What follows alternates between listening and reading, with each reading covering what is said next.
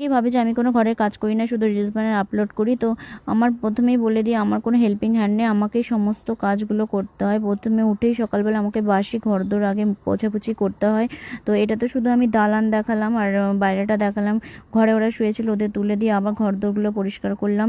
পরিষ্কার করার পর তারপরে নিচে গিয়ে সমস্ত, নিচের ঘরে ঠাকুরঘর আছে, রান্নাঘর আছে, লম্বাটা আছে, সমস্ত কিছু পরিষ্কার টরিষ্কার করে বাসন কোসন মেজে তারপরে কাচাকুচি করে স্নান করে নিলাম। স্নান করার পর পুজো করে তারপরে ওখানে চাউমিন বানালাম, পরোটা বানালাম, আলু ভাজা করলাম, এগুলো টিফিনে বানালাম। তারপরে বানিয়ে টানিয়ে নিয়ে তারপরে আমি কাঁচা জামা কাপড়গুলো এখানে যেগুলো কেচেছিলাম মেলে দিলাম টান টান করে, কারণ ভালো করে নিংড়ে মেলতে হয়। এখন বর্ষাকাল যেহেতু শুকাতে চায় না, তাই জন্য জলগুলো ভালো করে চিপে টান টান করে মেলে দিলাম যাতে শুকিয়ে যায় তাড়াতাড়ি।